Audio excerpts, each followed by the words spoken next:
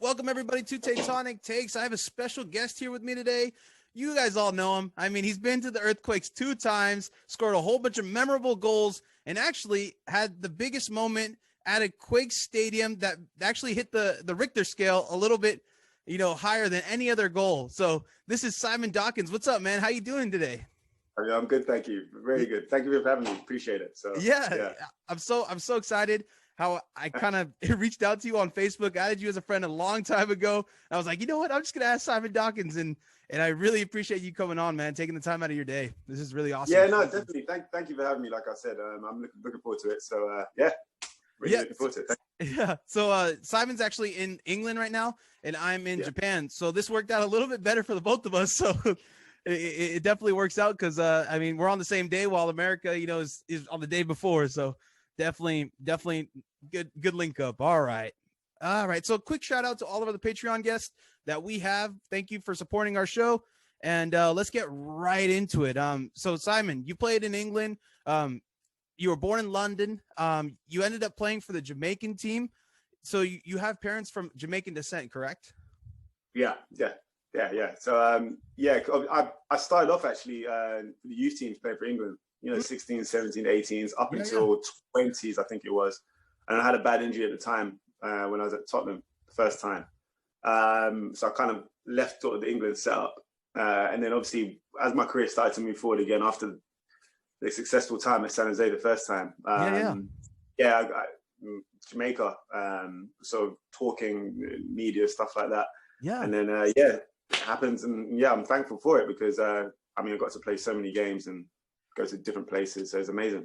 Right. And so how did that whole thing happen? Did someone from Jamaica give you a call? Were you like, well, myself being, my parents are from, or you probably don't know, but the fans know, my parents are from Uruguay. So I feel like it's kind of like I'm American, but my parents are from Uruguayan descent. Right. So it's that same ordeal. You have two cultures really, and you do feel part of both cultures. So it's like, it's the coolest thing in the world to at least represent your parents' nation and your nation too, because you grew up in all those customs and everything. So it must have been such a great feeling putting on that shirt. Oh, it was unbelievable. I think I didn't realize because I remember playing for my first game there when I was in that country, in Jamaica. Just the amount of fans, and I had so many family members in the stadium I had no idea about. It was amazing to see that. My granddad, before he passed away, he got to see me play, and I knew he was so happy. And even just being there as well, I got to see, like I said, different family members. So right. Yeah, I loved it. It was a great experience. And the team had, I think, starting 11, we had 10 English-based players playing. And then we were either playing in the Premiership or the Championship at the time. Yeah. So it was like, Yeah, right. And we just go to play by national team. It's like England of the CONCACAF. Pretty much, that's what it was. Yeah, really. But that's awesome. So you definitely had a little bit of experience in the MLS the first time around. When you were playing in the MLS or playing for the Earthquakes the first time around, when you first got the call out or first found out about the loan, what did you think of this, San Jose? Like, what is San Jose, right? So it's a funny one. I don't know if anybody knows, but I just come off a 2.5 year injury. Yeah. So I was at Tottenham. I just went back to Tottenham and then signed again. So I actually was released because of my injury. Signed back again. And then San Jose in 2011, they were there for pre-season. Yeah. Frank Gallup was the manager. Yeah, that's right. Yeah, right. That partnership. Yeah, exactly. So I was there training for Tottenham, and I think David Beckham was there as well, training with Tottenham. Oh wow! But, Frank Gallup is the one that signed him at LA Galaxy. Right. I remember having a word with David Beckham and him sort of saying, "Look, this is my manager. That played out there. Would you go out there for like a year or whatever? I did a training session with San Jose at Tottenham, and spoke to Frank, and he spoke highly of everything. Said, yeah, you'll love it, etc. And then we got the deal done, and it was a first initial 1 year loan. And just the next few days, I was just packing to leave. Wow! So it was amazing. It was a good experience, and obviously, I had no idea what it was like. But training with the players, everyone made me feel welcome, and obviously, I was still here in this country. So for them to do that, and I just thought, I'm gonna do this. Get some game time. The players are lovely. They're really talented, and I thought, let's go for it. So that was the first time.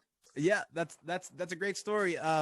Really quickly, when you were training with them, did it seem like, wow, these guys, like, they have some sort of grit to them? Like, did they seem like they were like, the typical American team where it was like, oh, these guys play really physical, but in England they play pretty physical as well, but maybe a little more ragtag? Yeah, no. Do you know what? I did sense that, obviously, physicality, but I mean, you look at the 2012 year. A lot of players were there from the 2011. Yeah. They're really good players, really good players. Right. Yeah. And I didn't have any idea really about the league, the MLS or anything like that. I was just in my own little bubble in England and stuff like that.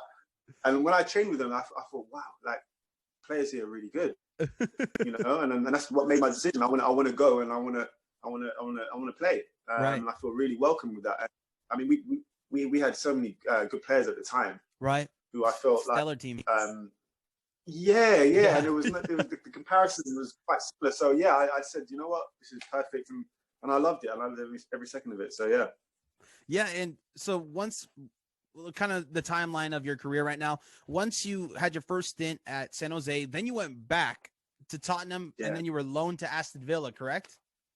Yeah. So after I did 2011. I went back to England. I'm still contracted, obviously, to Tottenham. Yes. I just wanted to go back.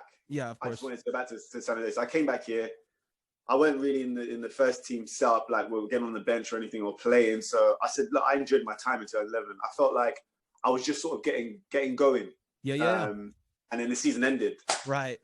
And then now I'm in the middle of the English season. So I was just like, I wish the American season carried on, because I was just getting going. I was enjoying it. Right. And I thought to myself, you know what? I really want to go back. And then managed to make it happen. And then went back obviously to 2012. And that was an unbelievable season. I mean, talk about that. And enjoyed that as well. And then even after that, I actually wanted to sign. I wanted to sign for San Jose. I said to Tottenham, wow. I said to Tottenham, I want to go there now. I want to stay there, forge my career there. Yeah. But there was like a lot of money issues, etc. Of course. After 2012, I mean, they put me on like a different contract after that. Like, it was an even bigger contract, and then it was like, well, no, you're going to be here now for the first team. And I was thinking to myself, okay, but am I playing? Because if I'm not playing, I want to stay at San Jose. I enjoy it there. The fans, they seem to love me there. I enjoy it. Yeah. I feel home. And it just didn't happen, and obviously had to stay in England, and then eventually went on loan to Aston Villa. So it was a weird one, but I managed to make my way back. Yeah, right. Really, like, looking at this timeline of your career, you have some crazy stories. I mean, just dealing with like the behind the scenes stuff. There's a lot of fans clamoring about this club not having the best funds in the world. So it's kind of, it makes sense back in the day too. So it definitely, it's okay to hear that, So you're loaned to Aston Villa, and then loaned to Derby County that year after. And then you had a permanent transfer at Derby. Did you feel at home with Derby finally in England? Like you were getting solid playing time? Like this was the place you wanted to go? Yeah, because obviously after my Aston Villa stint, it was a great experience for me. I feel like I wasn't quite ready in my mind mentally for that loan. Yeah. But I really thought I was going to come back to San Jose. Yeah. And it sort of happened so quickly, because I was literally setting up an apartment again for the next year, to say I'm coming back to California. And then it sort of just was like, no, you're not. You're staying. You're going here now. So literally I just was like off to Aston Villa. And Simon the last day of January, deadline day. Oh, yeah. That's and tough. I literally 2 days before, I thought, well, even 2 days, a couple hours before, I thought I was actually going back to San Jose. So, yeah, that was quite tough in terms of that mentally. And then I went there, and it was so that whole month of January, I wasn't at peak fitness, you know. Yeah. I wish I was, but I didn't. And then obviously had that stint, went back to Tottenham, and then Steve McLaren decided to take. Basically, I was going to go to QPR, Queens Park Rangers. Oh wow! Steve. So I went there to train. Harry Redknapp was there, who I had at Tottenham before. Steve McLaren was the coach, and he basically just said to me, "I'm going to get a job in the next week somewhere." And basically, look, I'd like you to be my signing. Didn't know where it was, and then it comes to be Derby, and he invited me up and trained there, and then end up signing a loan deal to January. Yeah. And it was unbelievable experience. Fans there were like singing my name to sign, etc. And I thought, wow, okay, because in my mind now, this whole year has just been up and down. Right. Yeah, I'm there, I'm here, and then eventually Derby put in a bid to Tottenham to make my transfer permanent in January, and then managed to sort it out, go back and forth, sort it out, and then end up signing. So that was the story of that year. It was just a crazy one, and then found a home in Derby, obviously. And you had a couple great years at Derby, and then after your Derby experience, then you're like, I want to come home. I want to come home to San Jose. Is that right? Yes. So I mean, in this time of my Derby experiences, there's so many stories. Honestly, there's so many different things going on in my life, from going to Derby to just before I got to San Jose. And at the time of me going back to San Jose, John Doyle was reaching out to me. I was doing well for Jamaica while I was at Derby. And he said, look, we want to make you a signing here. Come home. And I've always said, like I said before, you've seen it probably in the media, that I've always wanted to return. Yeah. I didn't want to leave. Right. And it came at that point. But looking back on it, it had to be done then. It couldn't have done any other time, because I feel like the opportunity would have went away, and I'd been later on in my career. So I wanted to make sure I come in a good time of my career. But the problem is mentally I wasn't in a good state. So obviously I lost my mum in 2015, a year before, not even a year. It was 8 months, I think. Wow. So the decision to come back to San Jose was, I want to go home. I want to go somewhere where I'm happy. Don't want to be anywhere else. And I want to build it from there. But I just wasn't ready in my mind. So that's unfortunate for me. But I still wouldn't change it for the world. Yeah, and I heard you speak about this a little bit on some videos, but you chose the number 49 because of your mother. Is that correct? Yes. She was 49. I remember before I was signing, John Doe was going through the numbers with me, and it was like, I mean, for other people, numbers are a big thing for me. Right. I look at different numbers like, they're ugly numbers, etc. Well, you're English, right? Yeah, exactly. All the good ones were taken. I actually wanted number 8. Wanted number 8. And I just realized on the second, that's Chris Wondolowski. Yeah, that's right. I said, there's no way that's happening. And then I thought, he already had a number 10 there. It was PG. Perez Garcia. Yeah, PG, yeah. And then I thought, you know what? Nah, I had that way with my family. We thought, let's go for 49. That'd be good. And that was it, really. I tried to honor in that way. Yeah, that's an awesome way. Actually, when I first I bought your jersey too, so when I first saw the number, I was like, oh, that's really unique, right? And then I finally find out why, like years later. So I was like, oh, that's I might as well ask you about it, because that's such a sweet story. I mean, she was always with you on the field, and that it must have gave you an extra push every time you were out there. It did. It definitely did. I mean, I remember when I first saw it hung up in the dressing room, I thought, wow, like this is amazing. Like, because I've never obviously chosen a number before like that. And obviously in England, when you have a number that high, it's you're one of the younger players. Oh, that they don't go that high. So that was I thought, you know what, I'm going to change and be a bit more unique with this. Yeah. And my mum in that way. And so it was nice to do. That's awesome. And so did John Doyle just call you? How did it happen? How did it come to fruition? Yeah, so during that year of 2015, I went to the Gold Cup with Jamaica, correct, Copa America, and played against all these big teams. It was amazing, and we had a World Cup qualifiers as well. What happened was I was doing so well internationally, especially, and he gave me a few emails here and there, and just said, "We've got a new coach, Dominic Kinnear. We're really interested in you." And I just said, at the first time he did, I said I was honest. I said, "I still got 2 more years left at Derby. I'm not sure what the situation is." And I think Derby just said he's not for sale the first time. And obviously at Derby it went a bit sour because obviously what happens with my mum, etc. Yeah. And then the next time he came around, I said, "Listen, I'm actually interested in this," to John. And I spoke to Derby, and then we sort of made it happen. And it went from there really. And he was happy, awesome. I was happy. Yeah, and he was trying to come out to see a game actually for Jamaica, but couldn't. But then managed to make it work in 2016. Yeah, and so for the Copa America, you guys played at Levi's, is that correct? Levi's Stadium in Santa Clara. Yes. Yeah, we played 2 Copa Americas. I can't remember. It was for the Centenario, the 100-year anniversary, correct? That's the one. Yeah. That's the one. Yeah. I saw you play. I was at that game. Jamaica game. Yes. Sorry, I'm getting mixed up. No worries. Yeah. It was. You're right. Yeah, I remember showing my fellow teammates around because obviously this is home for me. Yeah. Right. You knew exactly where to go. That was good. Yeah, it was good. Right. You reminded me right now. No worries. That's what I'm here for. But yeah, no, it's a stellar career. And then after. So a lot of people don't know what you did after the Quakes. You went to Ipswich Town. How did that go? Yeah. It was again it was good because obviously after San Jose, it was a difficult time. There's obviously that period from Derby going to San Jose. There's that difficult time, and I took some time out just to sort of get my mind right mentally.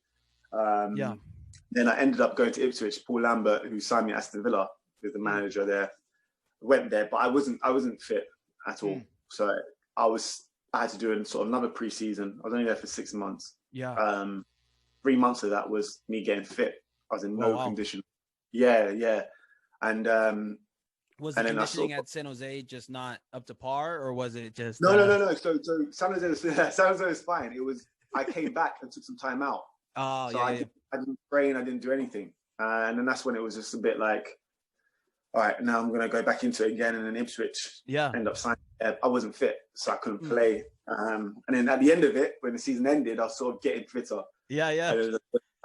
So that's the reason why that happened. But it was good to go there and get that sort of under my belt. Yeah, and so a lot of our fans actually still want to know: are you currently playing, or do you have any plans to play? Or are you retired?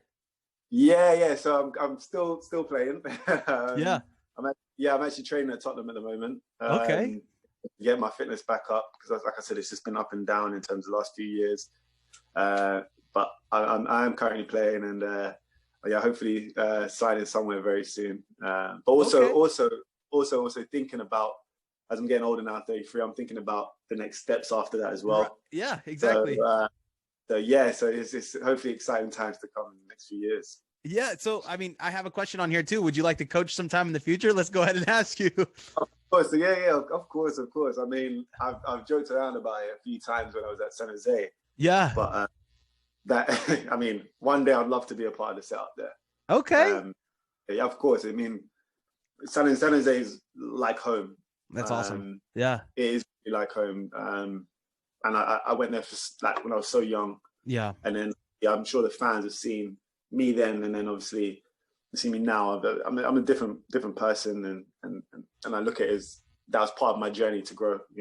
Yeah. And the craziest part about it is when you left San Jose, you were becoming like, I guess a professional, right? So when you came back, it was like, oh, this is like a whole brand new Simon Dawkins. It's like an older, more groomed. It was definitely older, more groomed. Obviously, like I'll touch on it now. It was just obviously disappointing in terms of my second spell there because I wanted so much different. Again, after that terrible time in 2015, personally, I wasn't right mentally. Fans didn't know that, obviously. Yeah. I'm there to do my job, so that's what I'm judged on. Yeah. But maybe, I don't know, maybe it should have been a bit more. Maybe I should have took a bit more time out. I don't know, so I can get my mind right and give everybody, that person in 2011, 2012, but a better version of. No, of course, but it touches me a bit more because I had such a good spell there, and I knew coming back, I wanted to be, and I wanted to show actually the person that I've become, the player that I've become. Yeah. I felt like towards the middle of 2016, end of 2017, I think you've seen I started to score a bit more goals. Yeah. I played with the bell, so I was going back to and then I had to have. So I was playing with a knee injury in 2016 that I got, and I had to have surgery. Wow. And then I went back to England, and then I saw a doctor here, and it just wasn't right. Yeah. Came back in 2017, and obviously things changed with management, etc. Right. Yeah. And then it sort of just went from there, really. Yeah, as a Quakes fan myself, and I can probably talk about a lot of the fan base, I don't think a lot of them think it's your fault. I think it's more of what the staff was at the time and where it went and the decisions that FO made. So don't ever feel like it was your fault, because you gave it your all every day. So, and we appreciate that. Thank you. Yeah, man. And we appreciate you wearing that crest with pride, man. That was the coolest thing about you, man. Like, you wanted to come back, and that's something that all those fans love that about you. Yeah, absolutely. I mean, like I said, I think it's one of the best franchises in US at the moment. I think that's a pretty definitely no, because I mean I've got a lot of friends that play on other teams. Yeah, of course.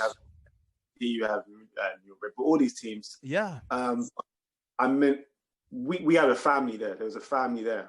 You don't really see that a lot around the world in football. Right. And that's from the players, from the staff, the people in the front office. Yeah. It was like a family, and you can't shy away from that. You can't get away from that, because that's what the club is built on. Yeah. And you need to keep that, just so you can progress in years to come. Oh, that's great to hear. I mean, as a fan, I've never heard that, so that's awesome. Yeah, definitely. So really quickly, when you were in London or when you were playing in Jamaica, did people recognize you on the street? Was it different in San Jose, where you could literally do anything you wanted to with no paparazzi, no one following you? Yeah, no, do you know what? It's a weird one, because I felt like in San Jose, I got more attention in terms of people come up to you. Oh, so wow. a lot of people in San Jose came up to me, and started speaking about the game, etc. In England, people will recognize you, but they won't really say much. They'll just keep looking at you, and then just walk away.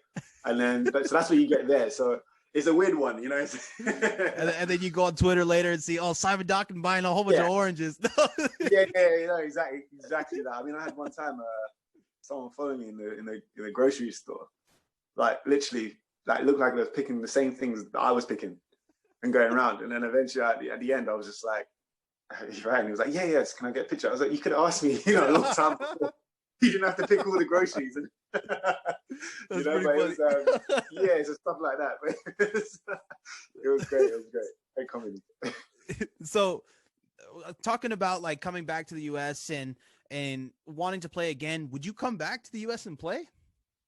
Yeah, definitely. Okay. Like I've always said, I mean, I love the US. Yeah. It. I basically started my career there, if you think about it. And I've always said that I see myself being there, whatever it may be, by playing again, coaching, whatever it is. But yeah, I definitely I'd love to play there again. And just get back to enjoying playing again, playing soccer. Would you be okay with playing, like, let's say, like I know it's gonna be maybe a little too touchy, but like an Oakland Roots, somewhere where you're recognized? Yeah. So I've heard actually that Oakland Roots is there. I'm not sure. Are they coming? Are they in USL? Yeah, so they are in the USL. They're coming in hot. I mean, they've gotten a lot of Quakes signings, and they look like they're gonna compete really well in USL, because Reno, unfortunately, was the Quakes affiliate. They're not around anymore. But Oakland seems like really. Yeah. Oakland seems like the natural progression of possibly becoming an affiliate to the Quakes. They say they don't want to be attached because maybe they want to make a bid in the future, but who knows about that, right? So interesting, right? Yeah. Yeah, no, that's yeah. I mean, you know what I mean. I'd love to get back to the. Simon, do I need to become your agent right now? Do I need to go talk to them? You may have to. You're talking about the roots right now. Let's talk business. Hey. You know, Nagoya Grampus, the team that I'm close to, they would love to have Simon Dawkins. They have a #1 fan out here, all right? You know? Listen. We'll talk about that for sure. But yeah, like I said, the Bay Area is it's like home. Yeah. It's like home to me. I'd love to be back there. So you never know. What city did you live in? Did you live in San Jose when you were there both times? Yeah. I lived in. So the first time I was there, I was in Santa Clara. A bit more, but then the second time I was in San Jose. Second time you're like, I got a little bit more change. You know, I can buy a real pad. Yeah. I thought, you know what? Yeah, definitely. And obviously, the last time I felt when I was in Santa Clara, I was going to San Jose a lot. So I was living in sorry, what's the road? I keep forgetting the name now. Of I Stadium. I was living on the road. What's it called? The road. The row. Santana. Santana Road. Santana Road. So the first time I was always going there, you know, you go there to eat, so whatever, right? Malls there. So the second time around, I thought, you know what, we're gonna live there and see. So yeah, we lived there, and it was lovely to be around, to be honest. Especially it's a great area. I mean, San Jose is a whole bunch of different cultures. Very underrated city, to be honest, but it's awesome. Nightlife's fun. If you and your wife, you know, had some fun out there, it was probably a lot of fun.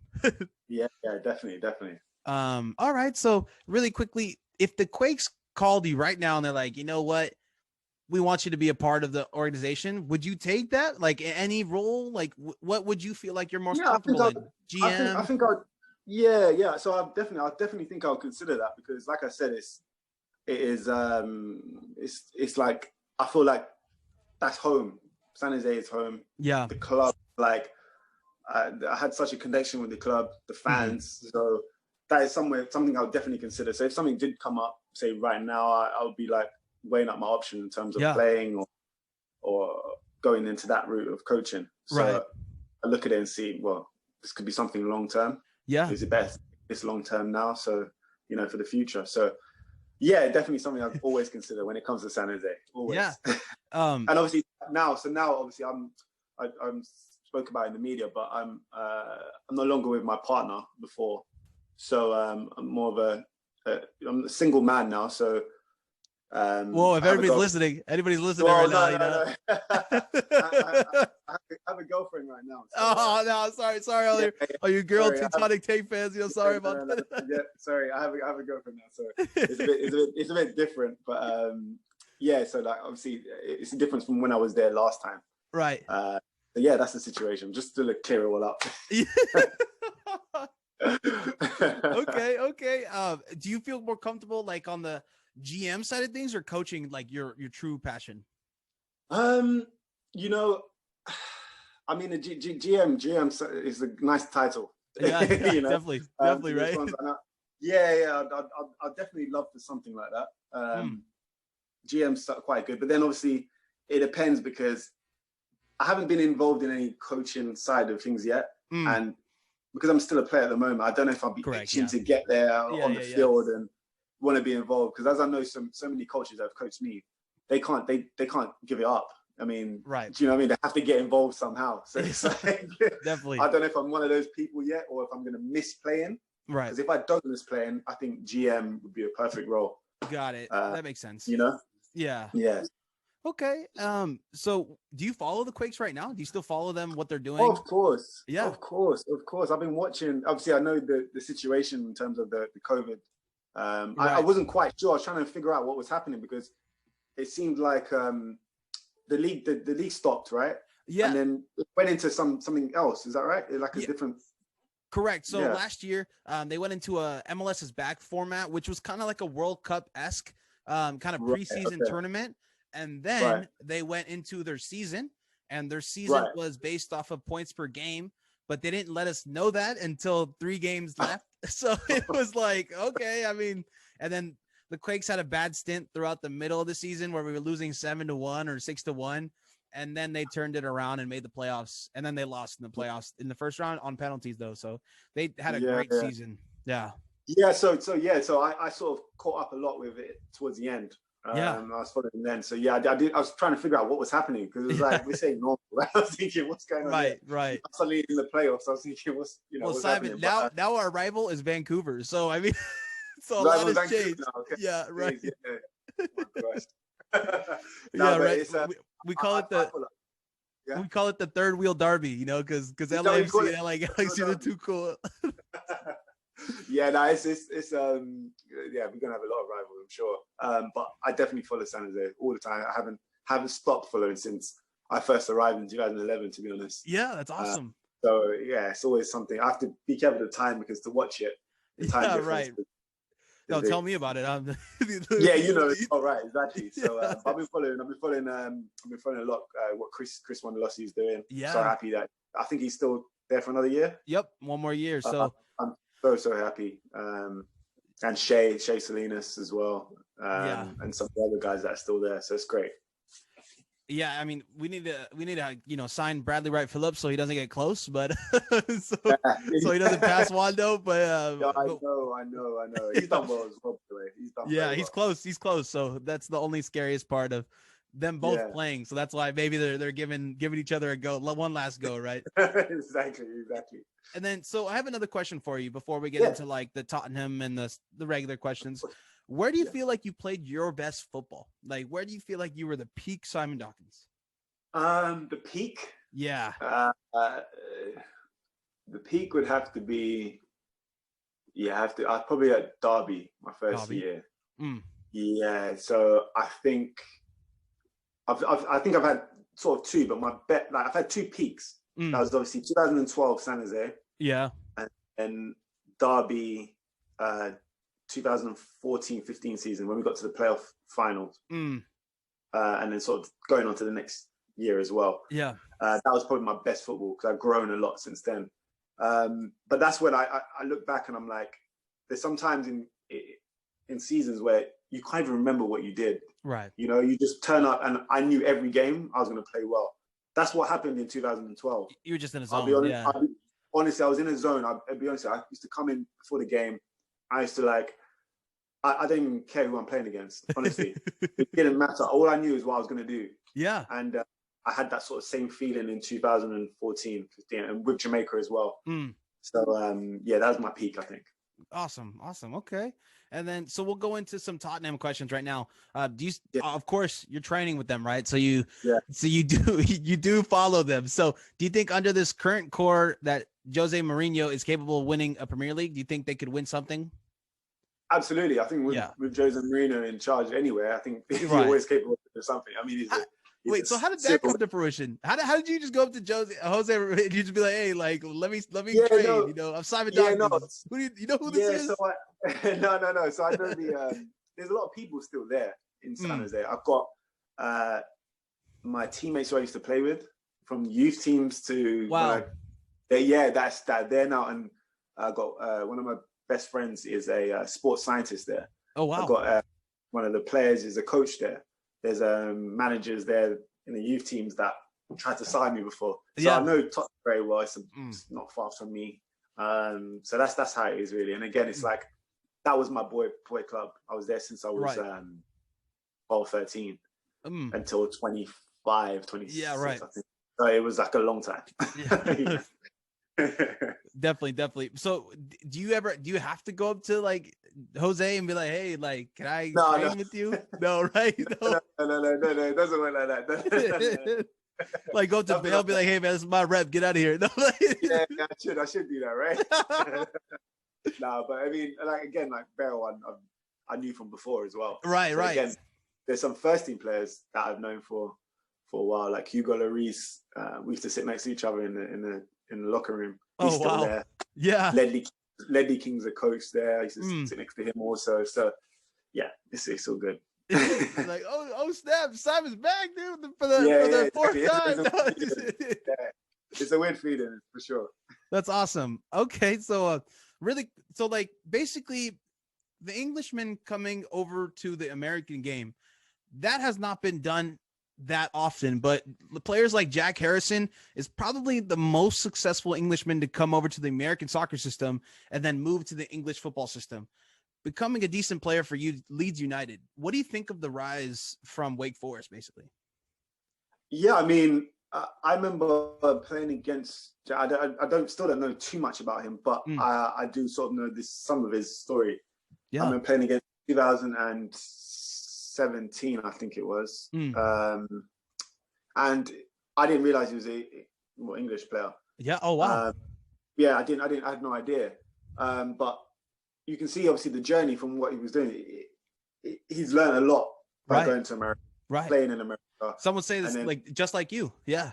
Yeah, exactly. It's very similar. And then he's obviously learned a lot there, and then obviously come back to England to play. I'm sure he'll return to the US at some point as well in his career. Right. But it's great to see because, like I said, I didn't really understand it at all. Mm-hmm. You know, where did he come from, whatever, and he was English. I was like, did he live there? You know, then I sort of found out a little bit, and that was very brave to do that. Yeah. You know, to leave, because a lot of English players tend not to leave the country. Yeah, exactly. They get stuck in that, or not stuck, but they get, I guess, comfortable in that youth system. And that's kind of what Jack Harrison kind of got out of the youth system, then got into the draft, and then basically became the top prospect in America. And that kind of catapulted him into the English lead squad that he's currently at. Massively. And I always say this, even to this day, I think a lot of English players here should look at doing stuff like that, because you can really forge good careers out for yourself. And like Jack's done, now he's playing in the Premier League. Right. I mean, dream for a lot of people. Here, even in America, everywhere, around the world, people want to play in the Premier League, or just make good careers for themselves. So I definitely think a lot of English players should start doing that. Like I've always been always praising the MLS, because I think it's a great league, great league, and it's going to grow. It's going to getting better. So I definitely think people should do it. How do you feel like, I guess we can kind of go into this a little bit. It was a question a little later, but we'll go into it right now. How do you feel the perception of MLS is in England right now? How do you feel? What do they think? Yeah, no. So now it's a lot better. I think it's similar to. It's difficult to explain, because obviously everyone here thinks obviously Premier League is the best league in the world. It's the most watched league. But I don't think people understand that there are a lot of good players in America. Yeah. And they're generating a lot of fans. Yeah. In America. A lot. I think even sometimes more than in England. Yeah, Atlanta United sells out 70,000. It's insane. Exactly. Yeah. And 70,000 in England is one of the big teams. Man United, that's what they get. You know, the Chelseas, the Tottenham don't even reach that, I don't think. Or maybe now they do. And do you know what I mean? It's so different. And I think now it's starting to grow. I mean, I'll go back to when I first went there, 2011. I had no idea about the league. Right. When I went there and saw it, I mean, I was on the phone back to people here saying, you don't understand how good this league is. You know, like, you guys have to come out here, the younger players, come out, try and see if you can sign for a team in the MLS, because you will forge out a good career and you enjoy it, because it's so big. And then obviously as the years go by, it starts to get better. And now I only hear a lot of people in England talking about it. So it's growing for sure. And Simon, have you ever played FIFA before? Have you ever played kind of, sticks a little bit? Do you know what? I gave up those games a long time ago. Oh, okay. I think when I was 15, I stopped playing those type of games. Literally, I wasn't sleeping. I was playing all night. So now I only play here and there. You know, if I was in a day before a game, someone has it. Yeah. You know, I'm not that good anymore. But I can't get into it anymore. No, but so they had a little story mode on there where it was, you were an English youth player, right? And you went to MLS and made a name for yourself. So they actually, the story, I think it was supposed to be centered around like a guy that looks kind of like Marcus Rashford type of deal. And he comes to play for the Galaxy and he makes a name for himself. And then he goes back to England, and then you choose the English team that you want to be on, and you start for the Prem League. So it's like, they kind of made it about your story. So maybe you should look into it a little bit. Yeah. Yeah, I'm going to have a look into that for sure. That's on FIFA, yeah? Yeah, it's called The Journey. So it's like you basically, you're a youth squad team or a player in England, and then you try to make the squad, and then they send you off to the MLS to make a name for yourself, and then you come back. Yeah, well, so I was like, oh, you have to see that at least. Yeah, I'm gonna have to look into that for sure. I didn't know that, but yeah, that's good. Hopefully that more and more people do it. So yeah, I think that changed the perception of a lot. I know it's gonna sound weird. I know it's gonna sound really weird, but a game could change a perception of a league to a lot of young kids, and I think that's where it grows into something more while the years pass. So yeah, I agree. Definitely changed. I agree. Yeah, I agree. I agree.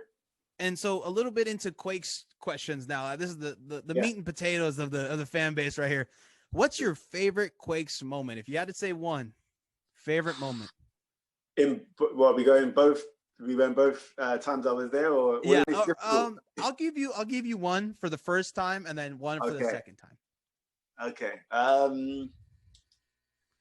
So the first time. Oh, geez, there's so many.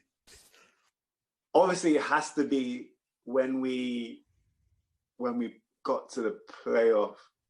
But we won the Support Shield. We won that was probably the best moment there. And quick little story about that. I remember I did understand the playoffs from 2011, but when it went into 2012 and then we won, in my head, it's like we won the league. Right. Yeah. And I'm like, we won the league. What the heck is going on here? Right.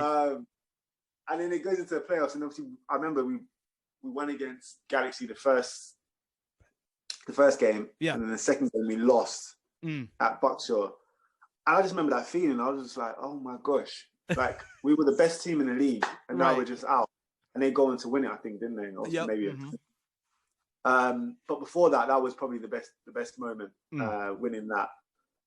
Did you get a ring for that Supporter Shield at all, or did you get like a ring? Is that what you're rocking right now? I wish it was. I wish it was. I think we did get. I think we got a little like medal. Oh, you got a medal? Yeah, I think we did. Yeah, we got a Supporter Shield medal. So that was good. Yeah. But obviously, it's not enough because. Yeah, right. You won the league. I mean, Saturday may remember. Yeah, everyone's on about the playoffs. That's where you want, But I don't know. Anyways. Imagine calling home. Hey, mom, dad, I won the league. You don't understand. Yeah, I got playoffs next week though. Yeah, honestly, I remember we lost in the playoffs, and I was just like, I felt like the whole season was just gone. Like I was like, we made that achievement. I mean, we broke the records, records as well. Yeah. And then they end up we don't win nothing, and it's like it doesn't make any sense. But yeah, that's how it goes. And then the second time, again, a tough one. We'll probably have to be when I scored. Yeah, right. I think most people would probably say that. When you scored that against 11 men, 9 men down, like 9 men to 11. Yeah. And I remember I was so tired in that game. Yeah, you looked tired. I was so, honestly, I remember, because I've seen the clips back, because it comes up a lot on my feed. I remember the ball came in and I tried to we were defending, just before I scored, we were defending. I was there, You were there, right? Everybody was in our own box. And I remember the ball came in, I tried to clear it, it's gone up in the air. I looked at the ball, I was thinking, I can't. I looked at the time, come on, let's just end this now. I think it was 1-1 at the time, wasn't it? Yep, it was. I was like, just end it now, because we've got 9 men. Right. And then something came over me, and I remember just, Cordell Cato had the ball. Yeah. And I just remember the space in front of me. I just thought, I'm going to sprint. And I was like, I'm not making this run for nothing. So, Cordell, please give me the ball. And he gave it perfect time. And I said, I'm not passing it. I'm just going to shoot. Yeah. We're shooting because we're not going to have an opportunity again. Right. And I thankfully went in. So that's probably the best moment. And then winning the game. And then I remember going around giving everyone, the high five, dads in the locker room. Right. And everyone was just tired, but so happy. And that togetherness was amazing. So yeah. And you realize afterwards probably that you were the first player to ever do that, right? So to score a go-ahead goal with 9 versus 11 men in regulation, so not a PK, but to score a goal like that, you were the first player to ever do that. Yeah. That's amazing. I'm really happy I could do that. But I was really happy that we as a team we dug in and got the result, because we definitely needed it as well. And that was the loudest Avaya or Earthquake Stadium now, but has ever gotten. So that was the record until, and I probably changed when Wanda, did that record, but that was up to then the record. So you do have that little badge. Yeah. Wow. Okay. Yeah, I remember. I mean, I was there. It was insane. I was like, what? Like, I thought this game was done and dusted. Like, okay, I'll take a 1-1. And then we left with 2-1. I was like, what? yeah. I think we would have taken a 1-1 then. Yeah. And, you know how they used to give out like those, I don't know if you ever knew, like the Jack in the Box curly fries, if they scored in the second half. I was like, these curly fries are going to taste so damn good. Thank you, Simon Dawkins. There you go, man. There you go. I'm glad I could do that. All right. Yeah. And I guess that, if you had, okay, so that was your moment. Now, if you had to say goal, favorite goal, is it that 9 versus 11? In the both stints, you only have 1 goal. Ooh. Wow. Or it can be, you know what? It can be in your time during Jamaica, in England for Derby, or for any other. Okay, what I'll do San Jose, best goal for San Jose, and I'll do my career. Yeah. I think it's probably better. I'll say my best goal for San Jose. In my best goal, or the one I've memorable. Best goal? Let's do memorable. Yeah. Memorable. Obviously, that one I think was very memorable. Yeah. But I'll probably say, weirdly, my first goal. My first goal. I think it was, how many games in? I can't remember, a few games in. In 2011. I scored against Seattle, I believe. Mm-hmm. That was probably my best, because obviously I was a young kid coming all the way across the world, basically. Yeah. And by myself, and obviously loving being there, but it was like, okay, my career's getting started.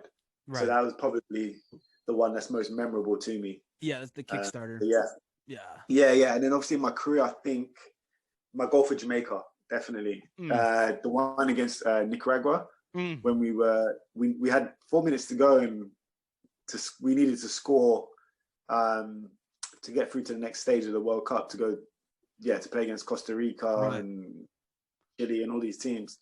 And I just remember the ball coming in, and just my best goal, definitely volley from high up in the air, bottom. And and I just remember after that, like, it was crazy. In Nicaragua, it was crazy. It was 90,000, I believe. Wow. Fans. And they were banging bus. Yeah, they were so mad, because obviously they thought they were going to the next stage of the World Cup. It was the big thing for the country. So that was probably my best goal. Silence. It went completely dead. I mean, honestly, we had people banging on our bus afterwards. Get out! It was crazy. Right. Crazy. Oh, so, man, that must have been a crazy moment. I mean, 90,000 fans, and then all of a sudden, just pure silence. Was that the most silent you ever heard of the stadium? Yeah, definitely. Yeah, definitely. Right. Honestly, we had to actually get escorted. I bet. The basketball players afterwards, because they were literally wanting to kill us, I think. Honestly, I'm being serious. We had to have security for the whole night and the next day to get out of there. Wow. But that went silent. People crying. I mean, my best goal for sure. So when you scored that goal, did you realize, like, the whole country of Jamaica is probably going berserk? Like, even though nobody in this country right now is rooting for us, but in Jamaica, my whole country, or my whole parents' country, is just going crazy. It didn't hit me until I got back to the hotel room. Yeah, it didn't hit me, because it was all just like a daze. Right. I remember jumping after I scored, got back on the bus, people smack. It was all like a movie, Right. And then I remember getting to the hotel, and then my roommate at the time, he was just like, "Do you realize, like, what we've just done?" and then he showed me the clip back of it all, and I was just like, "You're a legend." I'm not a legend, but I was like, "We've done well." We've done well. We're going too far, man. And then I just saw afterwards that it got so much attention, attention. America there, even back in England, my club at Derby, everyone's messaging, and it was all been out there. And then I realized it was like a big thing. Yeah. So that was definitely a big, massive thing in my career. Yeah, that seems like an awesome moment. I mean, to have in your arsenal of moments, and you have a lot of good ones too. So that's definitely a nice peak. Now this is a little bit kind of off topic, but I forgot to ask you, favorite Quakes jersey that you wore. Ooh. Favorite Quakes jersey. Yeah, this was a little tough one. I like to ask all the interviews that we have. Okay. You know what? I liked the first year I was there. The blue one. The blue one. Yeah, the blue. I can't remember what it had on there. I can't remember what it was. It was the beginning with A. Something. There was something. Amway. Amway. I like that. I like that jersey. I didn't like, the only thing I didn't like about it was the fit. I like the way it looked, but not the fit. I prefer the fit of the 2016 jersey 17 jersey. Sorry, 17. The Sutter Health one, the black one. Yeah, I love the black one. Yeah, that one's really nice. Yeah, that was really nice. But the Amway ones, it just goes like a now retro look to it. Right. Yeah, and it reminds me of the Buck Shaw time. Yeah, exactly. I love the jersey. That's actually one of the hardest jerseys to find. What's yours? Oh, mine. I like that black Sutter Health one a lot. That was like it felt so good to have a jersey sponsor as a fan. You don't understand, Simon. To finally see that your team has a sponsor, like, come on. right. Coming from England, I mean, and having Mexico right next to us, where they have like 16 sponsors, right? So it's like, oh, come on, man. Yeah, I'm glad. Yeah, that's a nice jersey. But yeah, no, I like that jersey a lot. I like the new one. I like the new yellow and blue one. I don't know why, but the gold shorts one, I thought that one was really cool. Nice. Yeah, I don't know why. It kind of on our logo. I'm wearing that one, so I'm excited. I like that one. I don't know why. You like that one, yeah. yeah. The Quakes are doing well with their jerseys. I've seen some teams in MLS, they got some jerseys I'm not particularly keen on. Yeah, right. But Quakes always have the nice ones. So people give Adidas a lot of stuff, but I think they do. I think the Quakes have some good ones, and that like that kind of, I think it's called the chevron tile, but that tile that you wore was pretty cool. And then now with the new ones, the stripes and stuff, I think that's pretty cool. Yeah, I've got a few still here, Yeah. So yeah. That's awesome. What was one thing you didn't expect coming back to San Jose? So what was, because I mean, going from Buckshaw to Earthquake Stadium, Avaya Stadium at the time, what was like, oh man, we gotta our own stadium now. What's this? Like, did you expect anything else? Yeah, well, the stadium. Yeah, right. I mean, the stadium was. I mean, what year was it? San Jose moved into it. I think it was 2015. 2015. So it was just before. Just before, yeah. Wasn't it? Yeah, and I remember I got off the plane and John Dole. And you saw it. John Dole. Yeah, John. Yeah, well, I saw it, but then So I've seen it. I was by myself on the plane. So I was like, I think John Dole did say the stadium's near, the airport. So I was like, my stadium. I get down, land, and then John was like, do you want to go see the stadium now? Because John met me at the airport. Right. And I said, absolutely. Went to it, and unbelievable. Yeah. Unbelievable. I don't know what I was expecting, but this exceeded all of that, because it was just like, finally, coming from Buckshaw. Right. To give. And again, there was something special, obviously, about Buckshaw. Right. It always been a special memory. But I think just to give the fans and the whole club a stadium to be proud of was unbelievable. So now the fans can go in there and sit or stand or whatever it is. You have this huge, lovely stadium with that open view, huge screen. Yeah. I was so happy. So yeah. Well, the Buckshaw Stadium went with that 2011 and 2012 team mentality, right? It was like, we're just a group of guys, family, ragtag type of deal. Goonies never say die. I don't have a real locker, but you know what? This will do. This will do. Yeah. And again, it's good to have that experience. Yeah. But we have to move on with it, because obviously other teams are doing the exact same. Yeah, exactly. So it's good to see a stadium. But I felt like the design of the stadium was it didn't come away from sort of that 2011, 2012. I mean, if you had to have a stadium that represents sort of that, I think that it was designed perfectly. Yeah, so definitely. Yeah, unbelievable. And then when you got there, were the guys like, oh my God, or did they know about it, or was it like, oh dude, what's up? Like, what are you doing here? Yeah, no, they knew. Okay. Morning, it was announced already, but the next morning, Dominic had a team. He used to have team meetings in the morning, and obviously I didn't train that day. But I went in to meet all the players. He introduced me from everybody, and then he just said basically get out. But I didn't realize what I was getting out for. He was like, no, I had to go do my medical stuff. Right. Okay. But I was just like, okay, see you later, guys. And so I didn't really, I saw Bernardes, I saw Chris, I saw Shay. Right. I think, who else did I know at that time? David Bingham was there at the time. Yeah. I think there's only a few players that were there before. So yeah, it was good. It was good. It must have been, I mean, I guess easy to come back when the familiar faces are still there, right? Yeah, definitely. Yeah, definitely familiar faces. And it was good to see them still doing well in their careers, because sometimes it can go up and down. So, yeah. We have a fan question, so I'll go ahead and ask you that right now because it's about San Jose. Yeah. Mike Pizzo asks, what do you miss most about your time in San Jose? So this can be football-wise, this can be just area-wise. Like, what's one thing that you just cannot find in England or in London or anywhere you played? The people. I mean, I think the people, the fans, the like I said before, it's like the family way of San Jose. Right. And don't get me wrong. I mean, I've been at Derby. It was brilliant. Fans were brilliant for me at Derby. Villa, the Jamaican national team at Tottenham. It's all been great, but something was different about San Jose. And I think that's why I miss the most, that whole family sort of feeling. And I mean, I had so many people look out for me in terms of, he sounds familiar who asked that. Mike Pizzo. He's been around for a while, I think, as a Quakes fan. So definitely probably met him before. There was a couple of our fans that have met you before at a couple of the meetings, so they were excited for this. Yeah.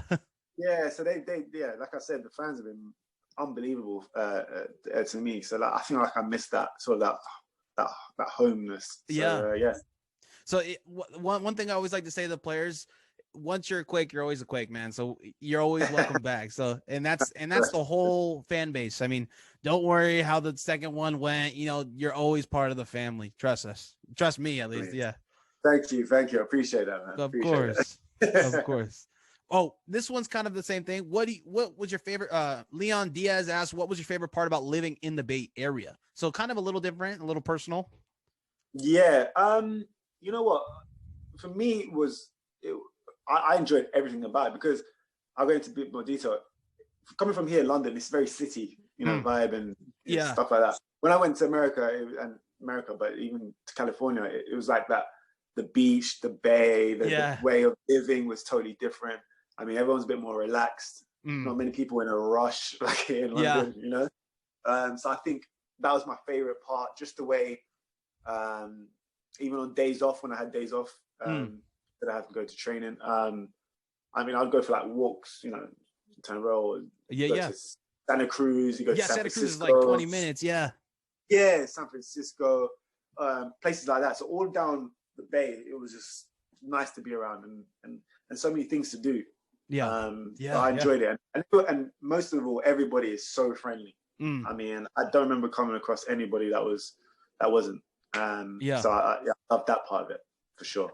Living in Japan, I know what you mean, man. Everything was so close. You could go to Santa Cruz, you could go to San Francisco, and it's like San Jose, San Francisco, they're close, but it's completely different cultures. It's the weirdest thing. Yeah, if you wanted that big city, you can go to San Francisco. Exactly. Yeah. So this is a question off of Reddit for the Quakes, really. How was the locker room for you the first time compared to the second time? So this can be how the coach handled things, how you felt. I know you said it was more like a brotherhood the first time. There was kind of some remains of that during your second stint, but what was the biggest difference? Yeah, honestly, I'll be very honest. It was a bit different. Yeah. From the 2011-12, mainly obviously the 12, to when I went the next time. I'm not sure. There's a lot of differences, obviously. Different personnel coming in. Yeah. Different manager. Even though, Frank Gallup was a great manager. Dominic Neal was a great manager. We had John Doyle, obviously, as a general manager. It felt like real family. I don't know. I just think the first year, I think we just had the characters, maybe a bit more character in the dressing room. When I mean character, I mean the one where things are not going well. You will dig each other out. If that makes sense, it would be like we had the, you know, you got Lenny going crazy, Alan Gordon screaming at you. Exactly. Lenny, Chris Wondolowski too. Like, Chris Wondolowski, exactly. We had so many. We had Sam Cronin. Yeah, exactly. Bucker, Bucker, and then we had Stephen Badeshaw, Justin Morrow. And all these guys have made great careers. I mean, out of their playing careers. I mean, like Badeshaw became a staple for TFC for years. Justin Morrow, the same. So, and as well as, let's say Alan Gordon went to go back to play for the Galaxy. I mean, we don't talk about that, but I mean, but even Baca, I mean, going crazy in Liga MX, just still playing. So definitely a very talented squad that a lot of Quakes fans miss.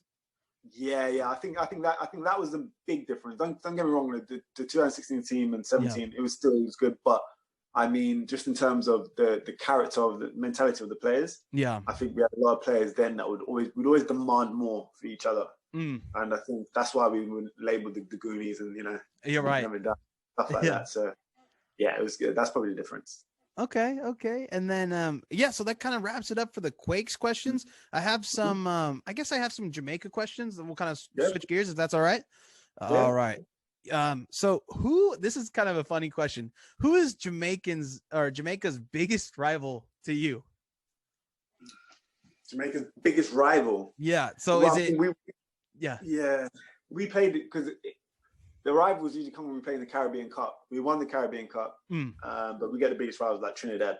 Okay, so Trinidad, that's what I was thinking. Yeah, that's probably the rivals because they obviously think they are the best team in the Caribbean, but they're not really. Hey, they knocked out the USA from getting to the World Cup. So no, that's true. Congratulations to them, but they're not the best team. We're gonna call that lucky. Okay. I like that. Yeah, they're lucky. So that's probably them. It's probably them. What I've noticed anyway. Yeah. So that's probably it. Okay. So we touched base about a little bit about this. There's a lot of Jamaican internationals who had England nationalities at one point, and England, they were international of Jamaican descent. So same as yourself, are players encouraged to pick whichever one they feel like is going to make them play more, or is there some tension between Jamaicans who choose Jamaica versus those who play versus England or for England? Yeah, I think it depends on. Well, I mean, there's a lot actually to this. Yeah. There's, if you're doing really well when you're younger, etc. I mean, it could have gone different for me. Yeah. Because say I didn't get injured, say I ended up playing for Tottenham first team, say I had a career from early. I didn't come to San Jose. I was in the first team at Tottenham at the time. Yeah. With my boy club. England may have been, you know, asking me to play for them. Yeah. Or if I'd have made it to that point. So you get people like, you know, Raheem Sterling, where he's born in Jamaica, but he's been playing at such a high level in England for so long. He's got the call and he's done well to, you know, to keep that going. So it's a tough one because you get some players and nationalities where they're like, no, I want to go and play for Jamaica. That's my choice. It all depends. And I think with us, with the squad that we had 10 around 10 English-based players. Yeah.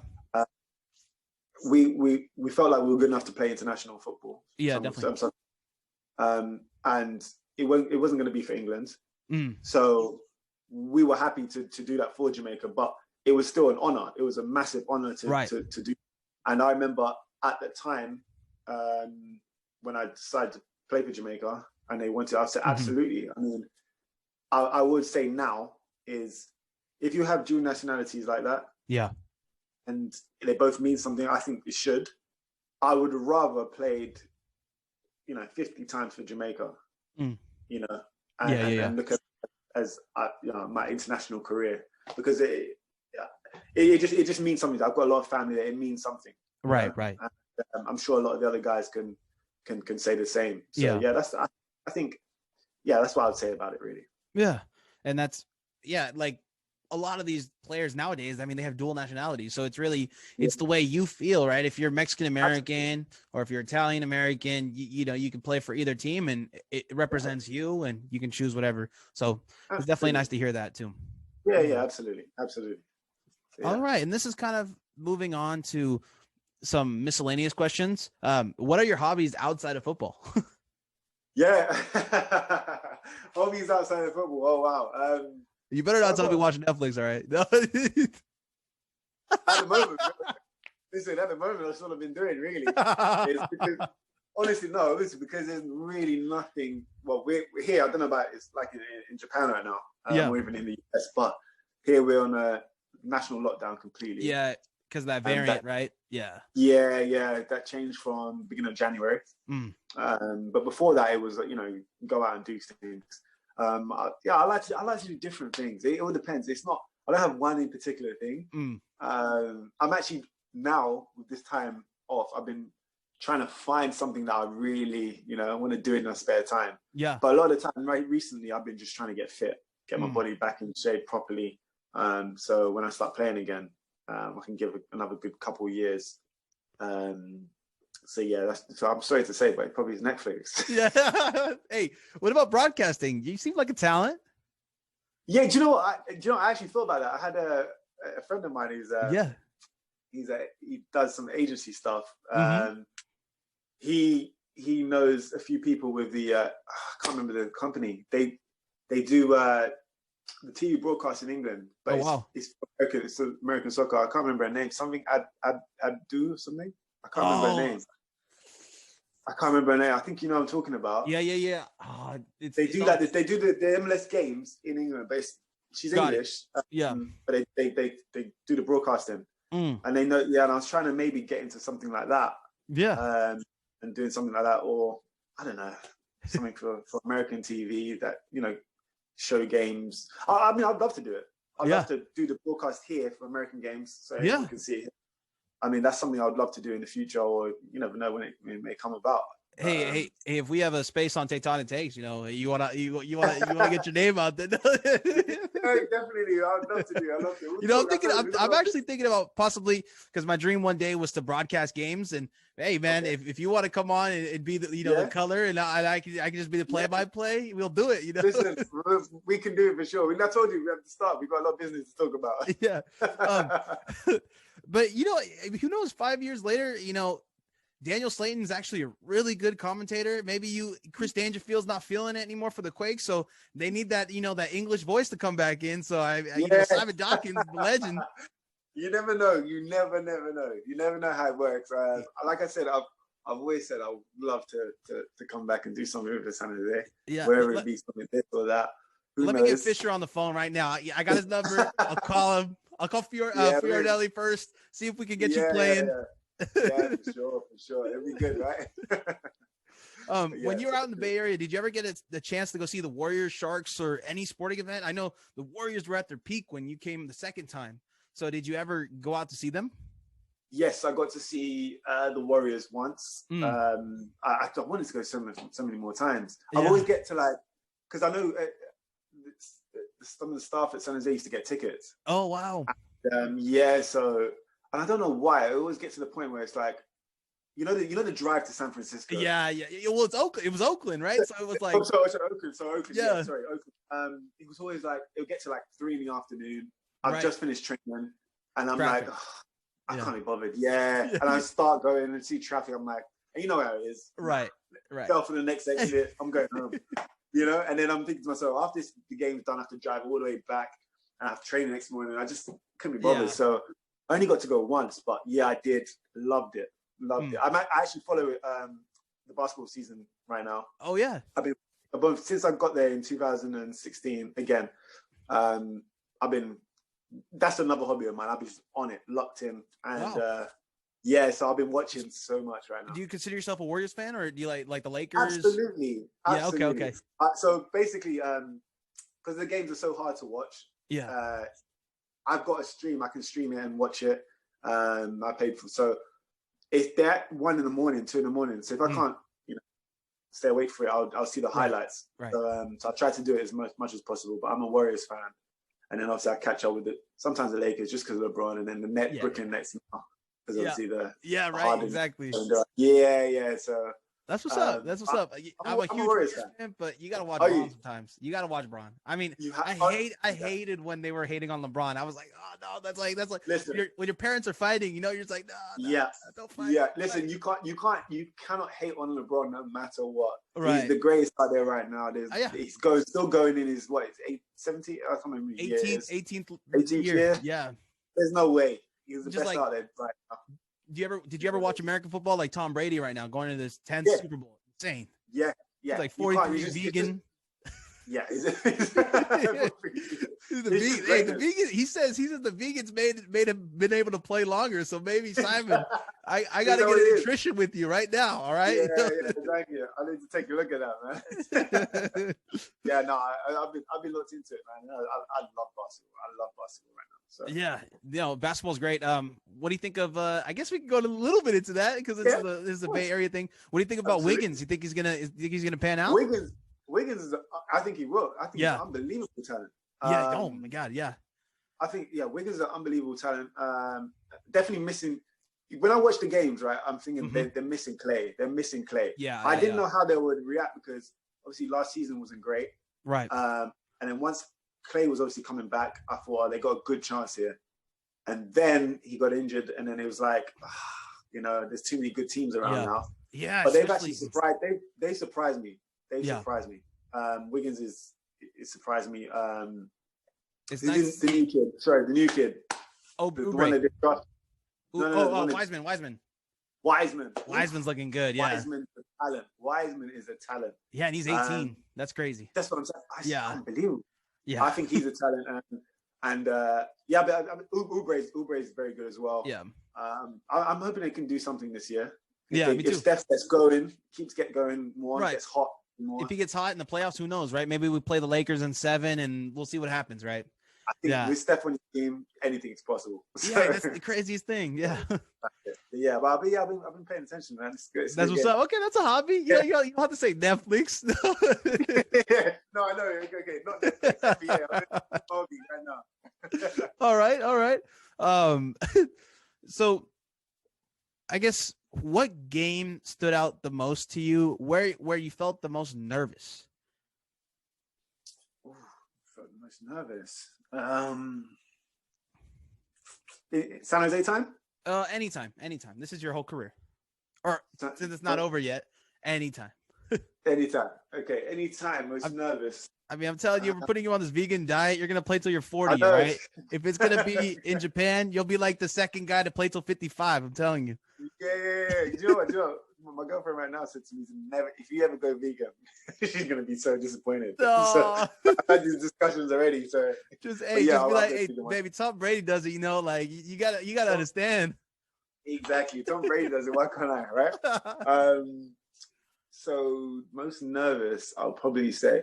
I guess it's one of the big games. I guess is playoff final. Yeah.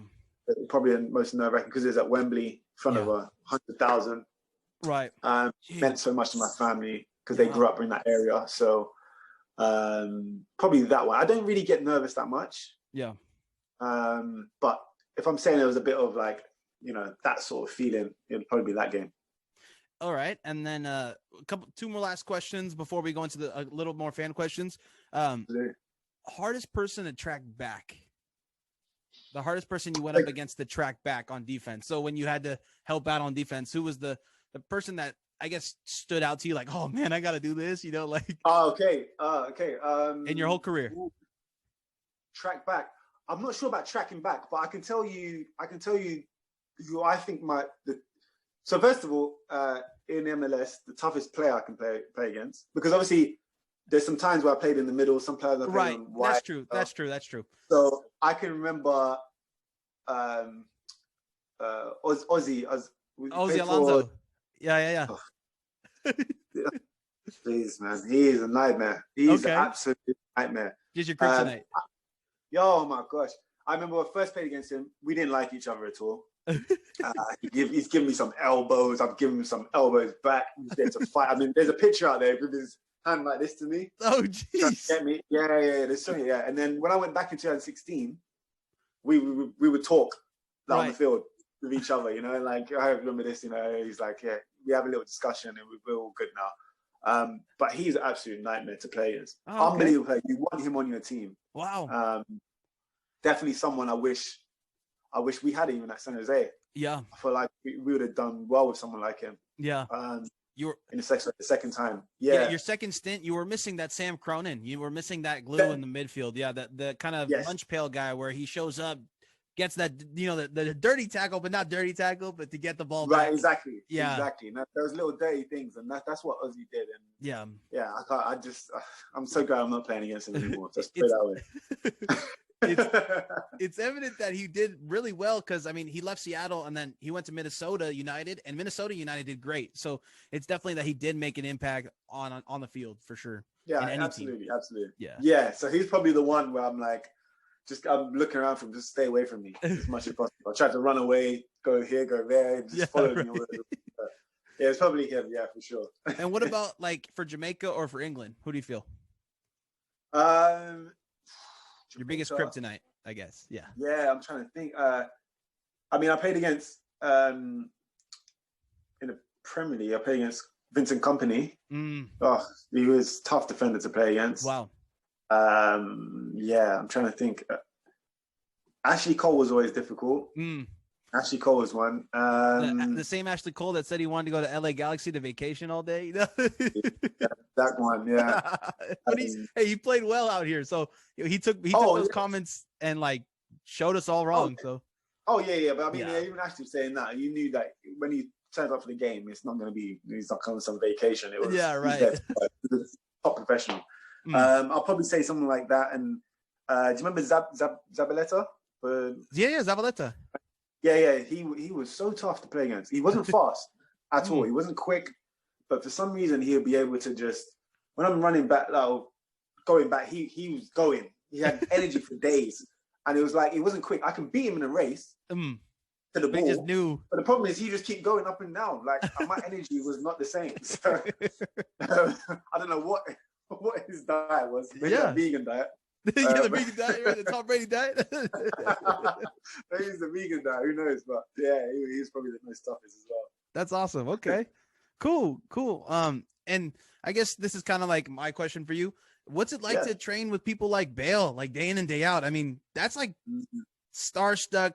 I mean, probably for some players too. So you've known him for years. So to see him come back to Tottenham and train with him day in and day out still, how does that feel? Yeah. I mean, great. I mean, his career speaks for itself. I mean, I know he had a tough time at Madrid, but let's not forget he's won so many titles there as well. Things. And he's a world-class player, and it's good to see, because I remember when we were 18, and when we were 18, and now to see him now, obviously, is like it's night and day. Yeah, so it's great to see everyone develop. And so yes, it's obviously great to be around everyone again. It's kind of it's funny. It's probably like, oh, you just realize, oh yeah, it's Gareth. You know, he's normal Gareth. And then, oh yeah, he's just normal Gareth. Yeah. But then it's like, oh damn, like, geez, that's Bale. He got better at golfing though, that's for sure. That's his hobby, isn't it? Yeah, exactly. I mean, maybe he was skipping out some Madrid practices to do his hobby, you know. So he was. That's what I don't want to do. I want to, try and find the balance. Yeah, exactly. All right. So this is actually a fan question that I thought was pretty nice. Fahim Kareem asks, how did playing in MLS help you connect to the Jamaican national team? So did you know a lot of them, like Gilbert Barnes and all those guys that played for Jamaica? Yeah, so Barnes, he's Giles Barnes. You're talking about English? Yeah. Sorry. So Who you talking about? He played for the Dynamo for years. Yeah, Giles Barnes. Yeah. He's English. He's English. Oh, okay. He was actually at Derby before, so I kind of knew him before. But he had his career. He was now having his career in the MLS. Yeah. And it was good to me. I'm going to talk to him obviously because when I play against him, I've said to him, I'm probably going to be playing for the Jamaican national team, and I think he was saying the exact same thing. So it was a lot easier to sort of connect because we had a lot of players playing in MLS. Yeah. Playing for Jamaica. Alves Powell, not sure where he is now. Kamara Lawrence was playing. Yeah. Andre Blake. I don't know where Andre Blake is now. I think he's still at Philadelphia. Philadelphia, yeah, he's still killing it. Yeah, that's what I'm saying. So there was so many players, playing in the Jamaican national team there. So it was good when I came out there. It made it a lot easier. Yeah. Because I was seeing these guys week in, week out, Right. Still. So yeah, it was good. Did you have that connection when you played for Jamaica and then you went to go see him the next week or the next couple of weeks? Yeah. Hey man, what's up? How you doing? Yeah, exactly. And it always be the topic of conversation, because I would have just played against like Philadelphia. I remember I scored against Philadelphia and it was against Andre Blake, and then we had international call up like 2 weeks later or something, or free work, whatever it was. And I just gave him a look and say, because he tried to give me, some words before the game in the lineup. Like, you're never going to score against me. We always have that in training, and I just gave him a look to say, that's what I did. Right. You know what I mean? So yeah, we always have that sort of banter. Yeah. It's fun. That's good. That's good. That seems like a nice little brotherhood, like another brotherhood. Yeah. It is for sure. Okay, and that kind of, I guess that kind of wraps it up for us, Simon. This was awesome. I had a blast, man. We learned that you're gonna be a broadcaster. I mean, we learned that you're gonna be on the vegan diet soon. You gotta tell baby, hey, you gotta be on the vegan diet. I know. It's tough, man. I don't know how I'm gonna do that. You learned that, your boy Favi's gonna be your agent now. I'm gonna get you to USL, the Roots team or something. We're gonna talk business, like I said. Yeah. And no, I truly want to thank you for coming on. This has been such a blast. I'm a big fan of yours, and we have a whole bunch of Quakes fans that still really love you and care about you, and they wish the best for you. And hopefully one day they get to see you again in some shape, way, or form. And this is such a great opportunity. Thank you for that. I would appreciate. Thank you for that. Yeah, no, I appreciate it. Thanks for having me. And obviously, like I said, the fans always mean something to me in my heart. So yeah, thank you for having me on. And it's been an honor, man. Do you want to, I'm going to give you a second. Do you want to say anything to the fans, or do you want to, shout out to any charity or anything that you're kind of working with, or your social media? Yeah, no, obviously to the fans for sure. Obviously thank you for my time there. You've made it so easy for me in terms of settling in, from day one since I got there. You made me feel at home from, being an English Jamaican boy from here, coming all the way there by myself. It was like I had a family that was over there. And I've settled in so quickly. So, yeah, that was amazing for me. And hopefully I can come back out there sometimes. Either soonish if it's for vacation or if it's to work and be a part of the family again. I'm always going to be honored. So, yeah, hopefully see you guys soon. Okay. Well, yeah, and I hope to see you guys soon too, dog. Yeah, see you too. Yeah, exactly. But no, Simon, thank you again. This has been a blast.